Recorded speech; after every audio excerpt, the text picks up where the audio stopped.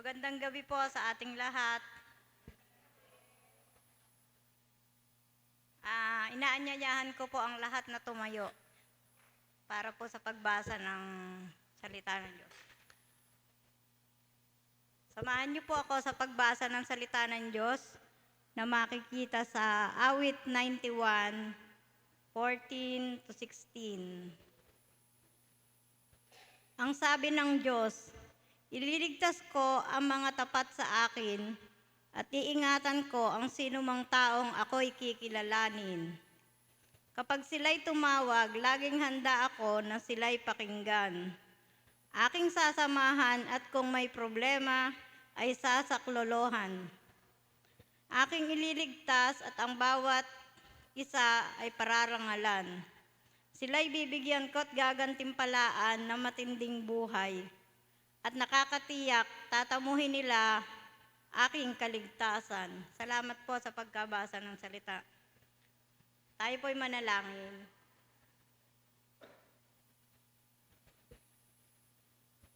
Panginoon, maraming salamat po sa oras na ito na muli ay nagkasama-sama kami sa panalanginan dito sa aming prayer meeting.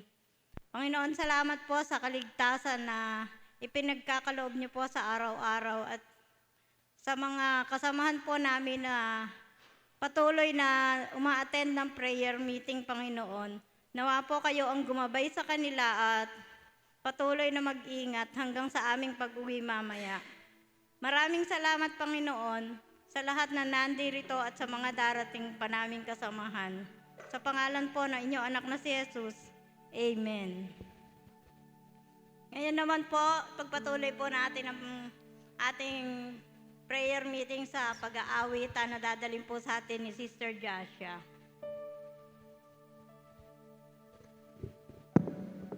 Magandang gabi po sa ating lahat. Ayan.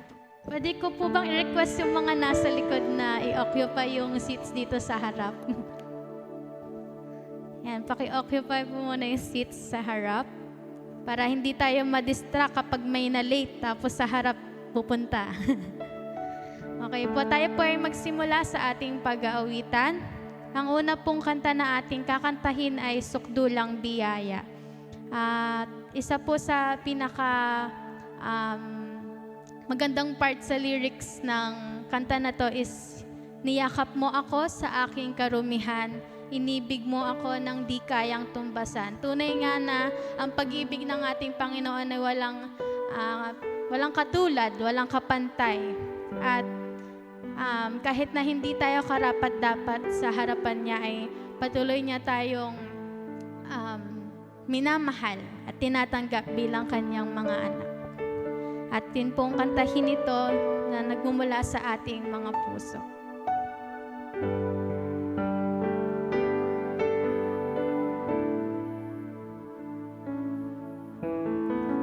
Habang hindi karapat-dapat, pagkukulan ng habag at wagas mong pagsinta.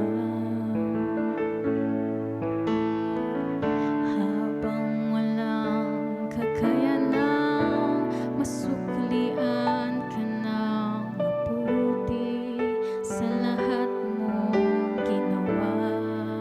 Habang hindi karapat-dapat, habang hindi karapat-dapat, pagkukulan ng habag at wagas mong pagsinta. Habang walang kakayanang masuklian ka ng mabuti sa lahat mong ginawa.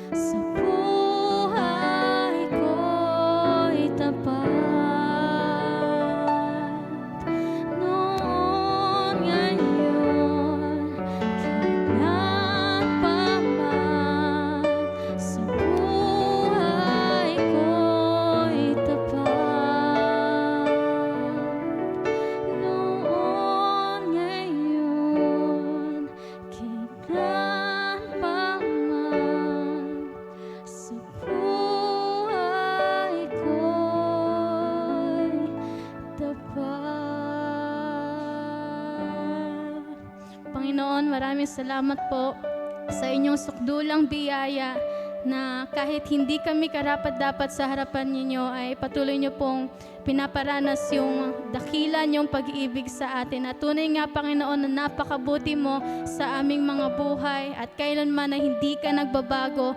At patuloy nyo po sa amin pinaparanas yung pag-ibig nyo na hindi nagbabago, walang kapantay, at kahit sino ay hindi makakapagbigay sa amin, Panginoon. Sa inyo po namin tinataas ang lahat ng papuri at pagsamba. Sa pangalan ni Jesus, ang lahat ay magsabi na Amen.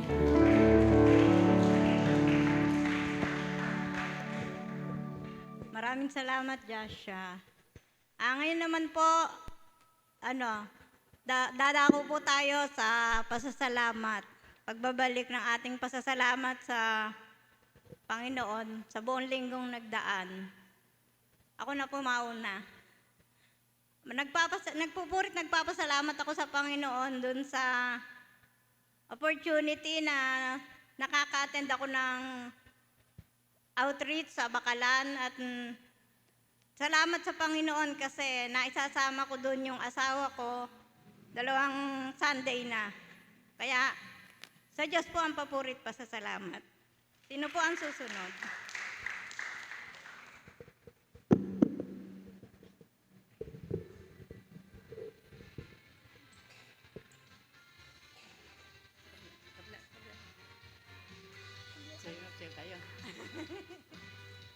Hindi ako marunong.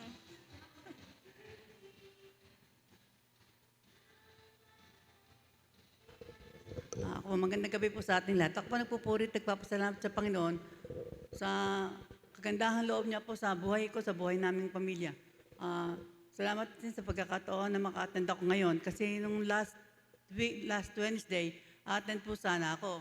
Kaya lang nasigrasya yung manugang ko na yung kamay niya na sabit sa makina ng sasakyan niya. Ayun, na-hospital at hindi siya pwede magbasa ng kamay, kaya hindi ako pwedeng umalis para maka-attend dito. Kaya nagpapasalamat ako sa Panginoon ngayon. Si Abby dapat papasok, pero hindi siya pumasok para daw ako maka-attend. Sabi, Nanay, ma-attend ka kasi bawas points ka sa iyon. Bawas points daw kay Lord. Binibiro ako. Salamat sa pagkakataon na makapag-prayer meeting ako dahil parang kasi pag nag-prayer meeting ako, parang kumbaga nabe-bless ako dahil sa buhay ko. Salamat sa lahat ng bagay na pinagkakaloob ni Lord. Sa mga problema, sa mga pangyayari, pangit man o maganda, salamat pa rin sa Kanya. Sa Diyos po ang papuri.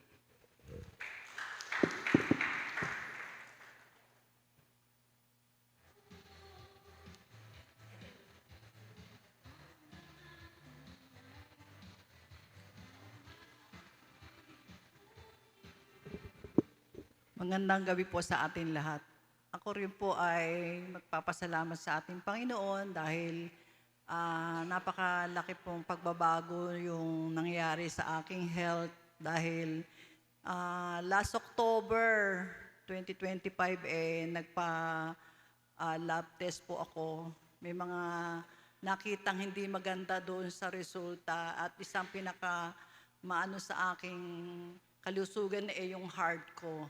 Yung abnormality ng heartbeat, tapos yun nga, nagbabara siya. So, talagang natatakot po ako. Isa, yung hindi ako makatulog ng talagang matagal. Merong araw na hindi ako nakakatulog. Natatakot talaga ako na ma-ospital, yung magkasakit. Talagang sabi ko, Lord, ikaw lang ang akin dakilang manggagamot. Kaya since noon nga po na meron ng 5 months, napaka-busy ko at ayoko rin lumabas ng napakalayo. Nagkaroon po ako ng idea na magpakonsulta doon sa Yaka PhilHealth Consulta. So, salamat sa Panginoon dahil yung binibigay sa aking karunungan, yung lakas, kasi yung BP ko everyday, babataas. Ayaw naman akong samahan ni Glorian kasi napakaaga nga yung gising or pupunta ako doon sa ospital. Ako lang nag-iisa. Lakas loob talaga na nagdadasal ako. So, nakakuha nga po ako na nagkonsulta ako, nag-blood test ako. Kahapon po nakita ko yung magandang resulta na yun nga sa ano ko, ang pinaka problema na lang yung nasa boundary ko ng sugar, pero yung iba normal na. Tapos may pagbabago na rin po yung napainom ako ng gamot doon ni meron po akong specialist sa cardiologist.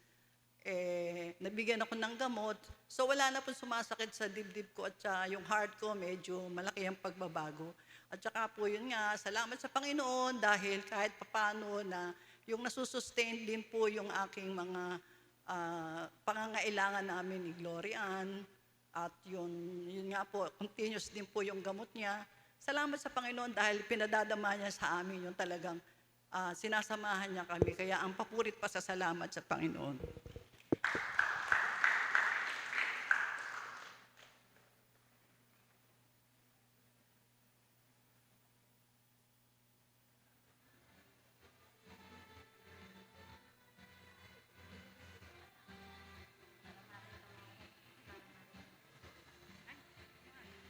Ako lang umiiyak.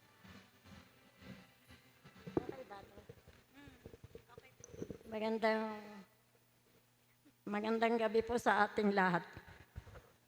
Tangina pong bago kami umalis, papunta pa lang kami. Ang sabi ng aking apo na si Angel, iiyak na naman kasi inang. Ang sabi ko, hindi nakaka ko iiyak kasi nung akong nakaraan, umiyak na ako. Pero ngayon, hindi ko alam kung iiyak pa rin ako. Kaya maraming salamat sa Panginoon at nakarating ako dito na sa prayer meeting. Ngayon pa lang po ako naka-attend ulit kasi matagal na. Pero gusto ko po talagang umati ng prayer meeting at saka sa worship service. Hindi ko lang po talaga magawa. Salamat sa Panginoon sa pagbibigay niya sa akin ng kalakasan ng katawan. Hindi niya ako pinababayaan, kaya lang mayroong isang umano sa akin na hindi maganda. Yung nawalan ako ng malay, hindi ko alam kung ano nangyari sa akin. Kagabi lang po iyon at hindi ko po alam kung ano nangyari sa akin at naulinigan ko na lang naulinigan ko na lang na ginigising pala ako ni Rosel.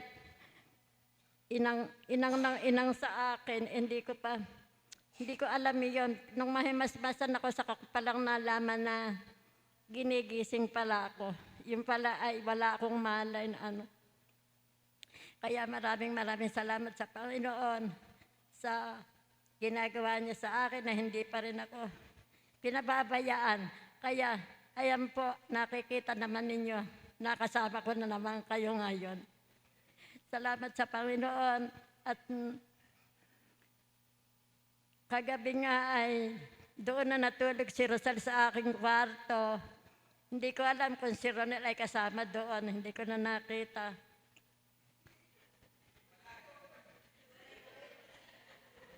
Pero kagabi, nung bago ako mahilo, nung bago ako sumpungin, katabi ko si Ronel. Hinahagod niya ako, hinihimas niya yung aking ulo. Kaya maraming salamat sa Panginoon. Hindi nila ako pinababayaan. Ayoko na sana.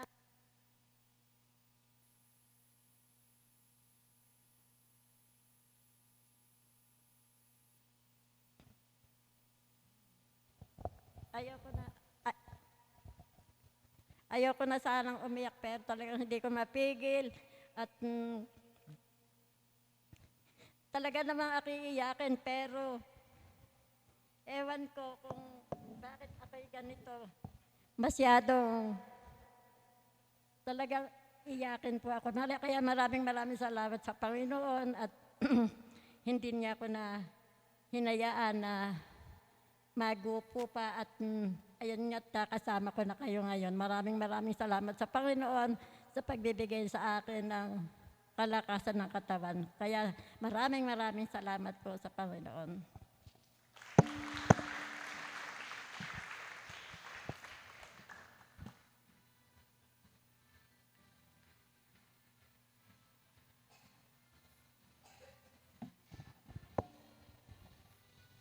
Hi, good evening.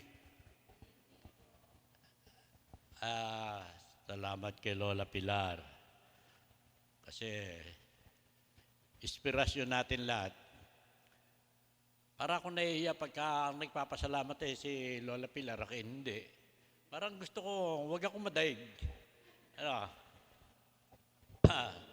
Parang naalala ko lang kanina, nagpa-check up kami dahil sa tumataas yung prostate ko. Sabi ko, bakit ako mababalis? Bahala yung doktor at bahala si Lord. Kaya nagpa-check up kami. Rekomendasyon ng doktor ay magpa-MRI para sigurado. Ay sabi ko, okay lang, kahit na mahirap, pero okay naman na matanggap namin lahat yun para kasi ginagamit ng Panginoon ang mga doktor.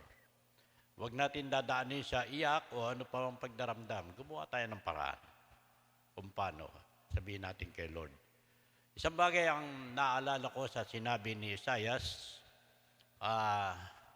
ang Panginoon ang may likha ng lahat ng bagay. So, ang Panginoon ang may-ari. Ang uri ng tao na nais niya ay yung taong mapagpakumbaba at sumusunod sa kanyang utos at may takot sa kanya. Yan ay sa Isaiah 66 verse 2. Yan ay pinagpapasalamat ko dahil sa isang lalaki na na-encounter namin na hindi iba sa akin. Sabi ko, matagal ng panahon, kailangan ka ni Lord sa church, kailangan kanya sa kanya na lagi kang magbigay ng time. Pero talagang, sabi niya, darating tayo dyan. Yun na isang katwiran na parang nasisiguro niya ang buhay. Pero sabi ko sa kanya, wala nakakasiguro. Si Lord lang. Kaya bigyan natin ng time ang ating sarili. Nakakilala ka sa Kanya, bumalik ka, na makasama ka ng marami mananampalataya para lalo kang tumibay.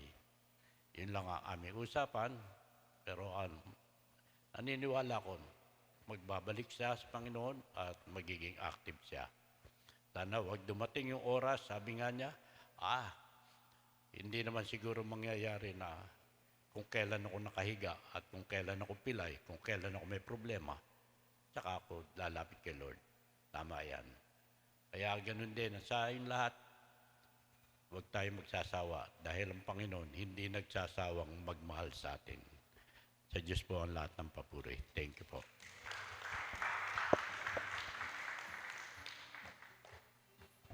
Nais ko din pong magpasalamat sa Panginoon sa kanyang kabutihan at kadakilaan sa aming buong pamilya, sa araw-araw na pagsustain niya ng kalakasan, sa protection, higit sa lahat sa mga provisions din. Ganun din ay pinagpapasalamat ko sa Panginoon dahil ang isa sa ministry natin dito sa church, ang ating Balka ay magsa-celebrate na po ng 33 years because of God's grace, because of His goodness. No, hindi natin nakalain na ganun-ganun lang yon, pero 33 years na po ang ating Balka. Ito po ay nagpapatuloy dahil po iyon sa inyong mga panalangin. Kaya maraming salamat po sa inyo na patuloy na kasama ang ating Balka Ministry sa inyong mga panalangin. Hindi lang tuwing prayer meeting, maging sa inyong araw-araw maaring personal prayer time ay naisasama niyong ating ministry sa Balka. Malaking tulong po iyon kasi ang ating ministry dito sa Balka ay hindi lang basta school, but nagpo-form din po kasi tayo ng mga estudyante, mga future leaders na may takot sa Panginoon. Kaya to God be the glory sa kabutihan niya sa ating Balka.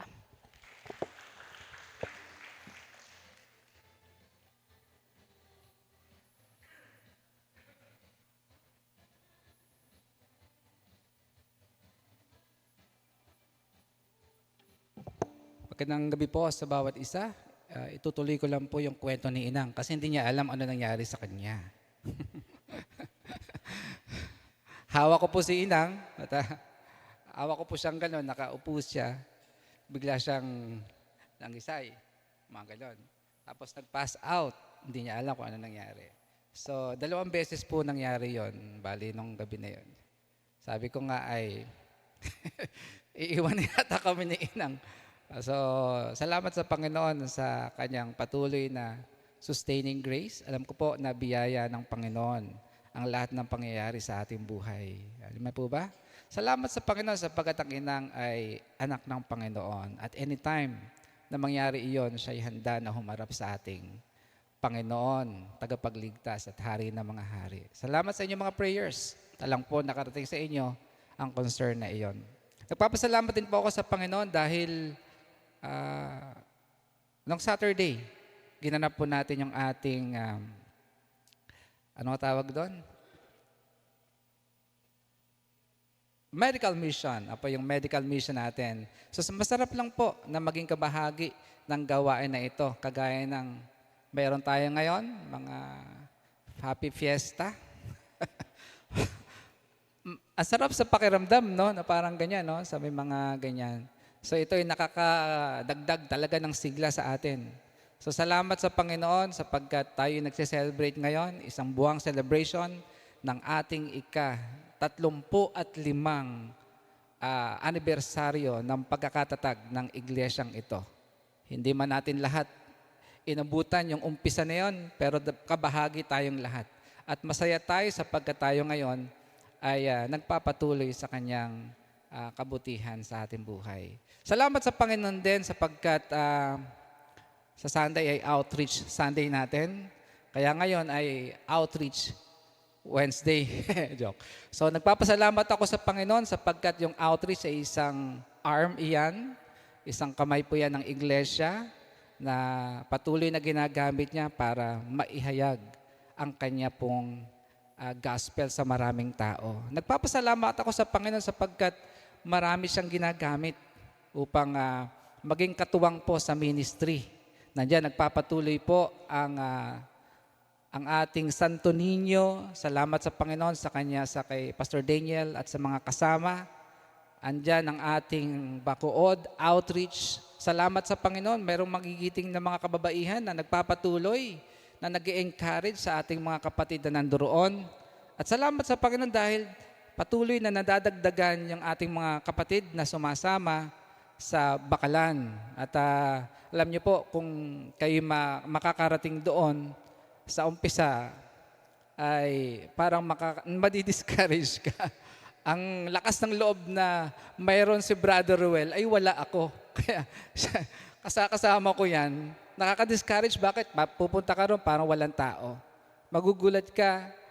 May umaatin, parami, may umaatin na lasing. Kaya ako nagpapasalamat dahil si Brother Ogie, joke lang po ito. Pero si Brother Ogie, doon nang galing So malaking bagay iyon na pwedeng maging life testimony niya kung paano siya ginamit at binago ng Panginoon. Sa lahat pong ito, nagpapasalamat ako. Tunay po, nagagalak po ang aking puso sa kanyang kabutihan na ipinararanas sa aking buhay at sa ating lahat. Sa kanya pong papuri at pasasalamat.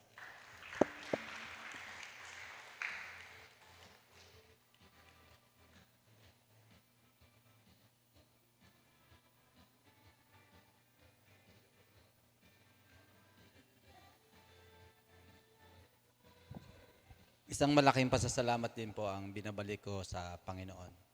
At ako po wala pong mapaglagyan ng galak yung pong nangyari sa Bakalan. Alam niyo po ba, bago po nangyari yon, nagkasakit po ako. Unang bukas po doon ni Brother Ronel, muntik na po akong hindi makasama. Pero hindi po pumayag ang Diyos.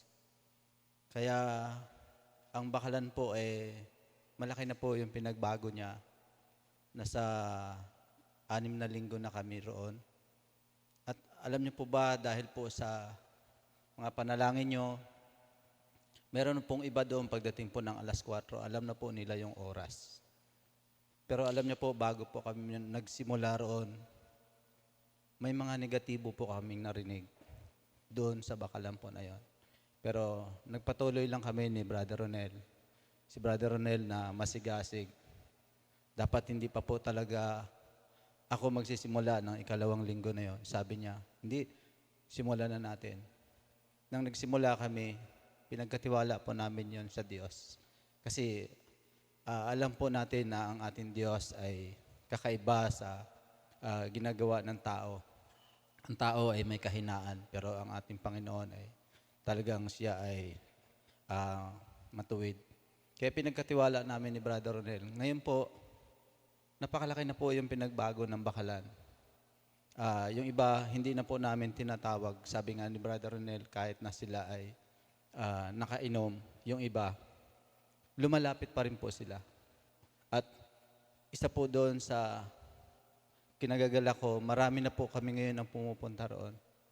At isa po sa nakikita ko po yung dati ko kay Pastor Rico. Alam niyo po si Pastor Rico, para po sa kaalaman niyo, yung bakalan po, yung aming dinadaanan, hindi po siya patag. So kilala naman po natin si Pastor Rico ay medyo may kahirapan siya sa paglalakad. Pero masigasig po si Pastor Rico. Kaya natutuwa po ako sa kanya kasi nga, nang ako po'y nakakilala sa Diyos, meron din po ako isang old na kasama. Marahil siya nga ay namayapa na. Pero alam niyo po, nasa 70 years old na rin po yun. Inaabot po kami ng gabi. At sa kanya po ako natuto kung paano po siya noon kasama ko sa evangelism yung tao po na yun. Nakita ko po si Pastor Rico sa buhay niya. Kaya nakakatuwa po. Napakarami na po natin na pumupunta roon. Alam ko po na hindi lang po yun yung bakalan yun ang ibibigay sa atin ng Lord. Hindi lang po yun ang ipagkakatiwala ng Diyos. Kaya sana po, ini-invite ko po kayo, lalo na po yung mga kabataan dito, maglaan po tayo ng oras para po sa Panginoon. Marami po tayong matutunan. Isa din po yun sa nagpapalakas sa atin. Yung mga tao na makikita mo, tapos kung saan yung panahon na akala mo ikaw na yung kawawa, ikaw na yung hirap. Pero pag nakita nyo po yung mga tao na yon, masasabi mo sa sarili mo, ay, napakabuti pala ng Diyos. Kasi mas mapalad pala ako sa tao na yan. Alam po, nang una po akong nakakilala sa Diyos, yun po yung paningin ko sa aking sarili. Pero ngayon po, ibang-iba na po. Masasabi ko talagang napakapalad ko. Kasi hindi pala ako ang mahirap, hindi pala ako ang pinakakawawa. Kasi ang Diyos po natin ay mayaman. Yun po yung lagi ko pinagmamalaki. Hindi po ako natatakot mag-share. Hindi po ako natatakot mga talk. Kasi alam ko, pag tinanggihan nila ako, sila ang mawawalan. Hindi ako. Kaya hindi po ako natatakot mag-share. Kasi alam ko, ang dala-dala ko ay mabuti, nakakabuti. Ito po yun yung mabuting balita. At nagpapasalamat po ako itong taon na to. Nasama po ako sa grupo. Kasi dito po sa church natin, meron po tayong grupo-grupo sa ano mo ngayon, Brother Ned? Life group. Nasama po ako doon, masigasig lahat yung mga nakakasama ko. Marami po ako natutunan. Kaya salamat po sa Lord at sana katulad nyo rin si Brother Ronel, hindi ko tinataas si Brother Ronel, masigasig siya sa aming grupo. Chat, Brother Ronel, ganito. Alam ko, hindi lang ako po yung sinachat niya, lahat ng grupo namin. At marami po siyang pinaplano, hindi lang po sa aming sarili, kundi lalo pang lumawak. Kaya sa Diyos po ang kapurihan.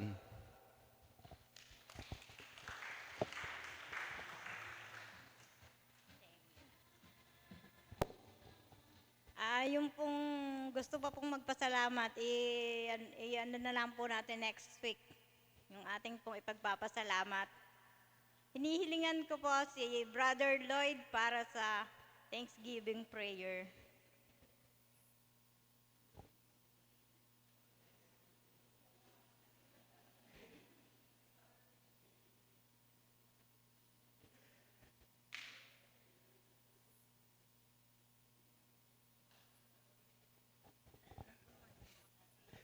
Maraming salamat po sa pagbigla niyo po sa akin. Okay po, tayo po yung manalangin.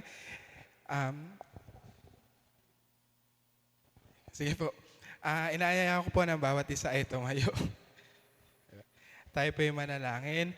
Panginoon, pinupurit, dinadakila ka po namin sa gabing ito, Panginoon. Patawarin niyo po kami sa aming mga nagawang kasalanan, sa isip, sa salita at sa gawa, Panginoon. Panginoon, maraming salamat po sa araw na ito na kayo po ang siyang patuloy na kumikilos sa bawat isa, Panginoon. Alam ko po ng bawat isa ay marami pa pong ipagpapasalamat po sa inyo. Subalit, meron po kaming limited time, pero Panginoon, alam po namin na kayo po ang siyang dakilang Diyos na nagbibigay po sa amin ng pagpapala, Panginoon. At alam ko po na kami ginagamit niyo po kami upang kami rin po ay ibahagi namin kung gaano po kayo kadakila sa buhay namin. Kung gaano po kayo kadakila na kayo po ang siyang nagligtas sa amin sa krus ng Kalbaryo at dumadak ang inyong dugo dito, Panginoon. Panginoon, patuloy niyo po kaming gamitin sa lahat po ng ministeryo niyo, Panginoon, na tunay nga na lahat po ng ito ay papasalamat po namin sa inyo, Panginoon.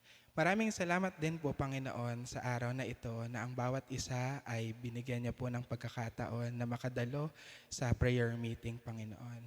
I know and we know, Panginoon, na prayer meeting is the backbone and the heart of the church, Panginoon. I know po na lahat po kami dito sa Baliwag Alliance Church, Panginoon, ay nagpapalakasan sa pamamagitan ng panalanginan, Panginoon, sa bawat isa. At Panginoon, inilapit ko po ang Baliwag Alliance Church, Panginoon, na gamitin niyo po na ihayag ang inyong salita kung gaano po kayo kadakila sa bawat isa. For the 35th years, Panginoon, na itinanag niyo po ang Baliwag Alliance Church. From the very beginning that you are the foundation of this church and you are the center of this church. I know, and still, you are the only God of this church and you will reveal your power to the people na hindi pa po nakakakilala sa inyo, Panginoon. Ang lahat po ng aming dalangin, pasasalamat sa inyo, ay sa inyo lamang po namin ibinabalik dahil tunay po na kayo ang hari ng mga hari at Diyos ng mga Diyos, Panginoon, na nagligtas sa amin, sa aming mga kasalanan, Panginoon. Panginoon, muli, maraming salamat po sa pagkakataong ito.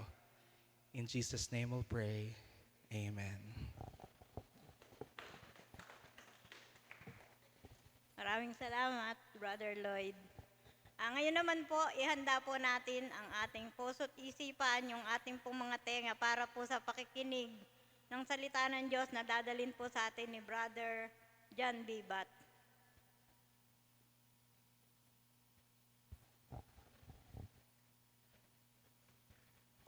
Good evening po, Baliwag Alliance Church.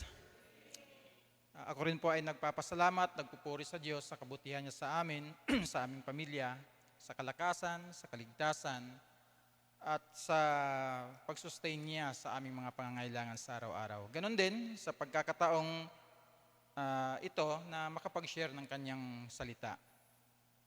Tayo pa din po ay nasa serye ng ating monthly theme na Journey.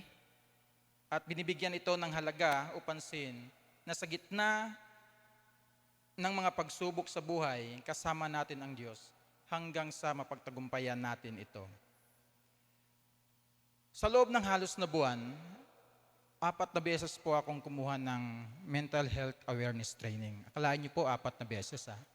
Kasi ito po ang requirements, isa sa requirements ng aming, para makapag-renew ako ng aking lisensya. At required din ng company. Sa training, napaloob doon ang anxiety, stress, harassment, anger management, bullying, paranoid ideation, depression, trauma, at suicide. May mga strategy din kung paano mag-handle sa ganong sitwasyon. At paano makibagay sa mga tao na mayroong ganong issue sa buhay. At ayon sa research, 15% na nagtatrabaho sa maritime industry ay nagkukumit ng suicide dahil sa problema, pagsubok sa buhay, at stress na pinagdadaanan nila. Isipin po natin kung gaano kadami yung 15% na yon. At ayon din sa libro na nabasa ko, ang stress hormones na dinadump ng worry sa ating utak ay may kinalaman sa pag-shrink ng brain ng isang tao. Worry din ang isa sa mga dahilan kung bakit marami ang nagkakasakit. Kasi may kakayahan ito na mag-interfere sa sleeping at eating habits ng isang tao.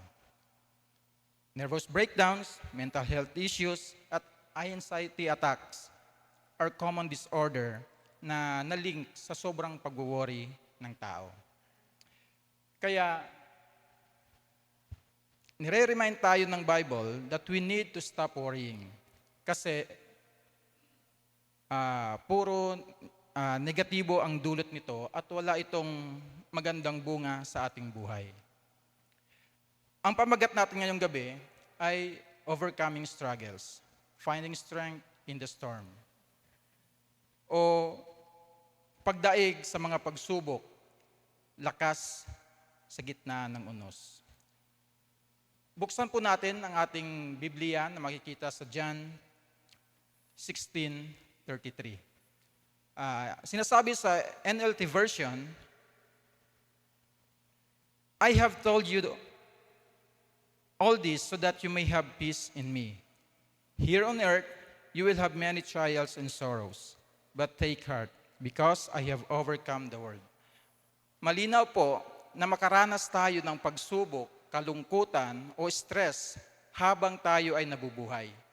Hindi po tayo exempted kahit tayo ay Kristiyano.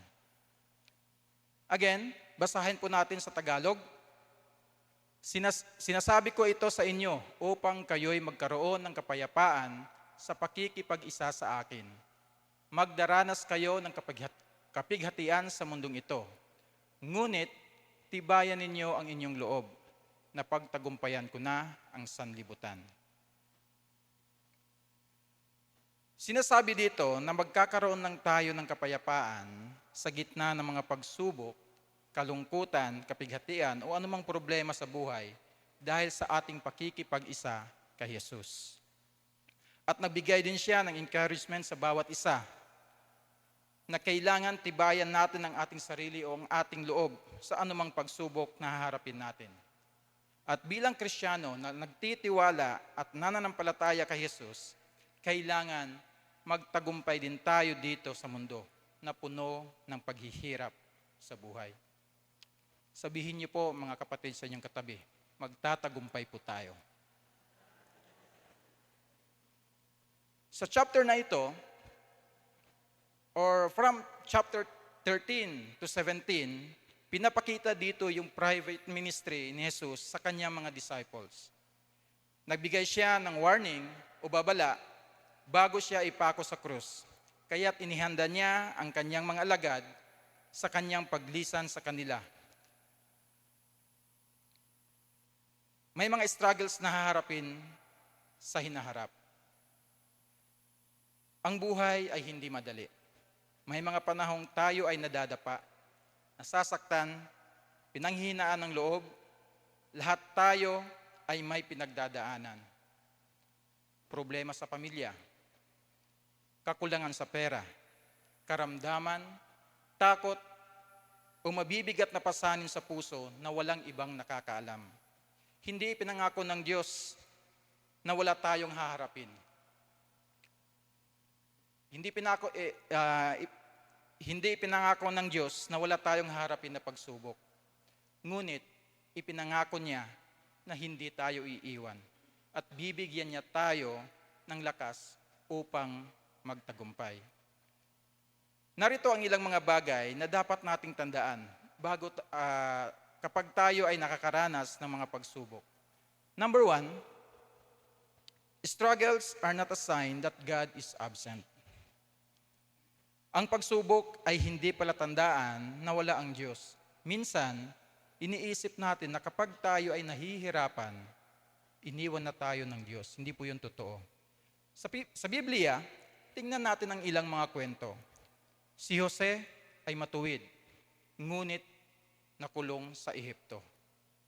Si David ay pinili ng Diyos, ngunit pinag-uusig, hunted by many. Si Jesus mismo, na anak ng Diyos, pinahirapan siya at nagdusa sa krus. Ang pagsubok ay hindi nangangahulugang wala ang Diyos. Madalas, ito ay paraan niya upang hubugin tayo. Number 2, God uses struggles to build our faith. Ginagamit ng Diyos ang pagsubok upang patibayin ang ating pananampalataya. Hindi tayo lumalakas sa ginhawa ng buhay, kundi sa hamon ng buhay. Ang pagsubok ay nagtuturo ng pagpapakumbaba. Ang pagsubok ay nagtuturo ng pagtitiwala sa Diyos. At ang pagsubok ay nagpapatatag ng ating pananampalataya. Mga kapatid, ang mga trials na inakala nating magbibigay ng pagkabigo sa atin, ay maaari ito ang paghahanda ng Diyos para sa ating tagumpay. Number 3, in every struggle, God never leaves us to fight alone. Hindi tayo hinayaan ng Diyos na mag-isa sa laban. Isa sa dahilan kung bakit mabigat ang pagsubok ay dahil pinapasan natin ito ng mag-isa. Tandaan natin, ibinigay ng Diyos ang banal na Espiritu bilang lakas natin. Ibinigay ng Diyos ang kanyang salita bilang gabay natin. At ibinigay ng Diyos ang kapwa mananampalataya bilang suporta. Nitong mga nagdaang mga linggo, may mga kapatiran tayo na nag-share ng kanilang struggle sa buhay. Nakakatuwang isipin dahil hindi sila nagdadalawang isip na i-share ang kanilang mga problema. At naniniwala sila na may taong willing silang pakinggan at ipag-praise sila. Take note po, just a reminder. Pag tayo po ay may kapatid tayo na nag-share sa atin ng problema, na wag na po nating ipagkalat. Atin na lang po, ipag-pray po natin sila. Maging si Jesus man ay humingi ng panalangin sa kanyang mga alagad. Malinaw sa sinabi sa Galatians, magtulungan kayo ng pasanin ng bawat isa. Ang paghingi ng tulong ay hindi kahinaan, kundi tanda ng ating pananampalataya. Number 4, last. Victory begins with trusting God. Ang tagumpay ay nagsisimula sa pagtitiwala sa Diyos. Last Sunday, na-bless po ako sa sinabi ni Gian nung nag-pray siya. Ang sabi niya sa prayer niya, na ang kalooban mo, Lord, ang siyang masusunod. Nakita natin at naramdaman natin yung kanyang pagtitiwala at pananampalataya. At sa kanyang pagtitiwala, nakamit niya ang tagumpay. Di ba sinabi niya, pumasa siya? Malinaw din sa sinabi sa 1 John 5:4. Sapagkat napagtagumpayan na ng mga anak ng Diyos ang sanlibutan. Ito po, tandaan natin. At nagtagumpay tayo sa pamamagitan ng ating pananampalataya. Trust God and success will follow. Mga kapatid, maaring hindi magbago ang sitwasyon, ngunit nagbabago ang ating lakas at pananaw kapag nagtitiwala tayo na may pananampalataya sa Diyos. Ang ating pinagdadaanan ngayon ay hindi katapusan ng ating kwento sa buhay.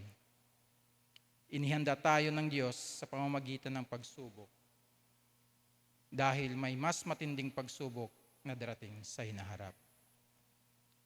God allowed trials because it's shaping who you will become in the future. Kaya, Don't give up. Don't quit. Keep fighting. Let healing replace discouragement. Magtiwala tayo sa proseso ng Diyos kahit masakit. Dahil may purpose ito sa ating paglago. Tandaan natin ito mga kapatid, hindi magtatagal ang unos dahil ang katapatan ng Diyos ay walang hanggan. Thank you and good evening.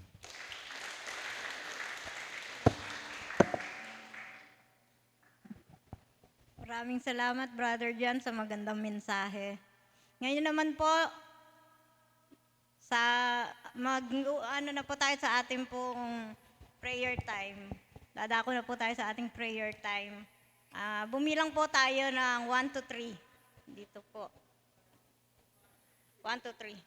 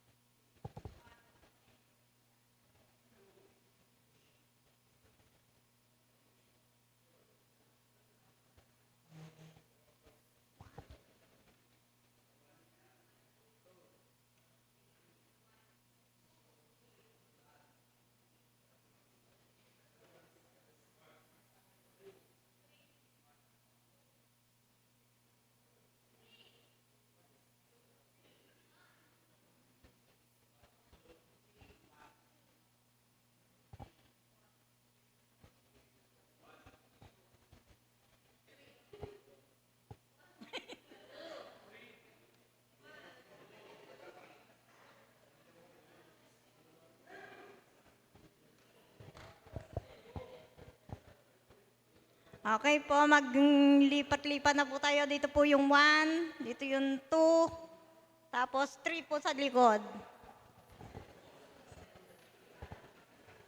Ay ka ba? Magsama-sama na po tayo.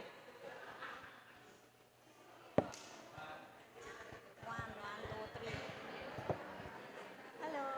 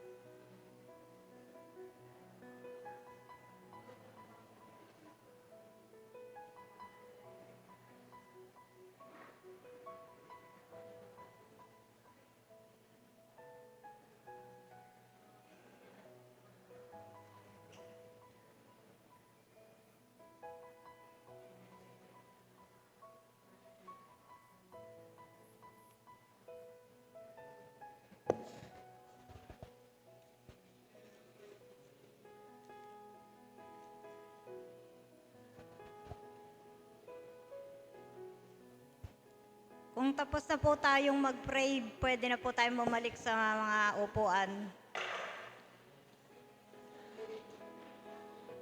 At paiikutin na po ang ating offering bag.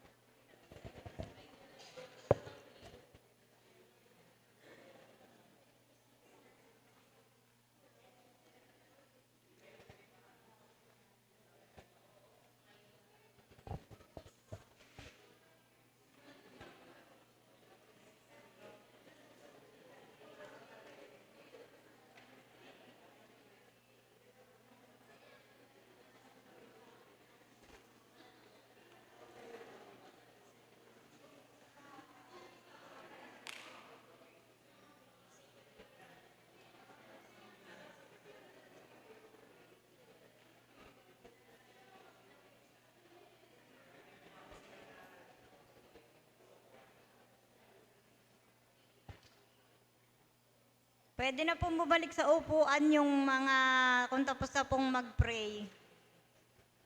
Announcement po. Announcement po para po sa next week nating prayer meeting. Speaker, Sister Sherina Gato. Presider, Sister Mabel Galvez. Song leader, Sister Jade Belen. Food assigned po, men. Thank you. Yung isa.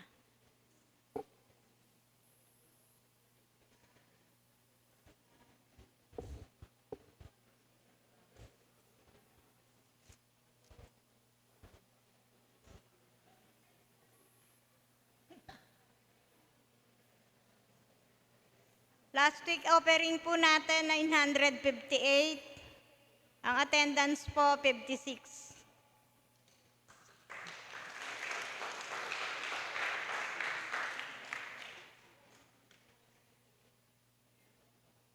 Nihilingan ko po si Pastor Daniel para po sa offering.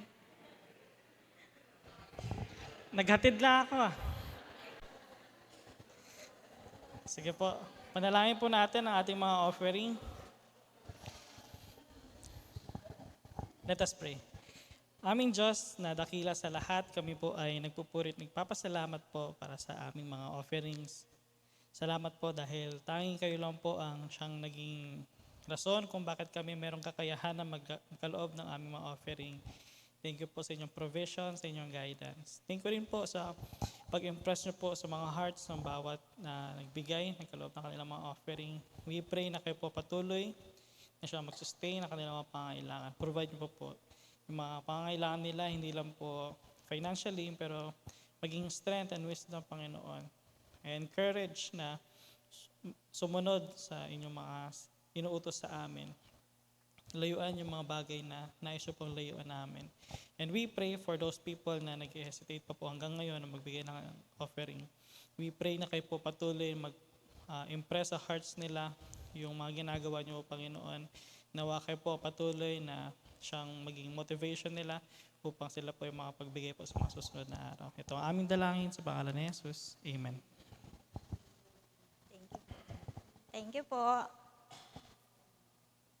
May announcement pa po bang iba? Kung wala na po, inilangan ko po si Pastor Ayan para po sa closing prayer. Maraming salamat po, Sister Neri. Mga kapatid, konting paalala lamang po. Pagkatapos po ng ating prayer time, panatilihin po natin yung katahimikan kasi hindi po maganda tignan na nag-iingay po tayo. Meron pong oras para sa fellowship pagkatapos po ng prayer meeting. Pero praise God po, palapakan po natin si Lord. Ang dami po natin tonight. Marami po tayo ngayon, parang kulang yung pansit. Sa McDo na lang yung iba. Sa McDo na lang daw. Maraming salamat din sa Panginoon. Kasama natin si Inang Pilar ngayon. Ayun, masaya kami inang nakasama po namin kayo. Makakasama pa po namin kayo sa 50th ng BAC.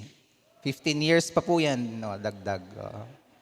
Maraming salamat sa nag-prepare ng ating food ngayon. Hulaan nyo, iba ang nagluto ngayon. No? Hindi na si Alvin tsaka si Sister Annabel. Sino nga yun? si Sister Evelyn. Palakpakan din natin si Lord sa buhay ni Sister Evelyn. Tayong lahat po ay tumayo. Huwag natin kakalimutan ngayong Sunday, ang ating Cook Fest. Prepared na po ba yung ating mga magluluto? Tapos yung t-shirt daw po natin, sa lahat po ng merong t-shirt, gamitin po natin ngayong Sunday, hanggang hapon na po yan. Tayong lahat ay yumuko para sa ating panalangin. Panginoon, nais po naming ipagpasalamat ang gabing ito, hindi lamang dahil kaming lahat ay nagkita-kita ngayon, hindi lang dahil kami ay marami, kundi dahil kayo ang siyang nag-convict sa amin na sa kabila ng aming pagod, sa kabila ng aming maraming ginagawa at sa kabila ng nararamdaman namin ngayon, kayo ang siyang dahilan kung bakit kami ay naririto. Maraming salamat, Panginoon, dahil sa pamamagitan ninyo, napaglabanan namin yung mga distraction at mga bagay na hindi dapat para hindi kami maka-attend. Maraming salamat din sa araw-araw niyo pong pangungusap sa aming lahat. Alam po namin hindi kami perfect, meron kaming mga bagay na nagagawa na hindi po kalugod-lugod sa inyo, mga bagay na hindi rin po kaaya-aya sa aming kapwa. Pero maraming salamat sa pagbibigay niyo po sa amin ng pusong merong humility. Maraming salamat dahil kahit man kami ay nakakagawa ng mali, nandito po kami para ipakita na mas mahalaga pa rin yung kayo kaysa sa aming mga nararamdaman. Mas mahalaga pa rin kayo kaysa sa mga bagay na aming ginagawa. Kaya patuloy po sana kayong kumilos at mangusap sa aming lahat na sa lahat po ng pagkakataon, makita namin yung halaga ng pagpapakumbaba at pag-uunas sa inyo. Maraming salamat din sa linggo-linggo naming pagkikita, Panginoon. Malaking bagay at kalakasan ang aming nakukuha sa pamamagitan ng aming fellowship. Maraming salamat din sa bawat kapatiran na nandito ngayon. Sila ay malaking encouragement para sa amin. Maging sa pagkain na aming pagsasaluhan, ipinagpapasalamat namin ito. Magbigay ito ng kalakasan sa amin at ma-enjoy po namin yung aming fellowship after ng aming prayer meeting. Ingatan niyo din po ang bawat isa sa amin pong pag-uwi mamaya. Ang lahat ng ito ay amin pong pinagpapasalamat sa tanging pangalan lamang ng aming Panginoong Jesus. Amen at amen. Magandang gabi po sa bawat isa.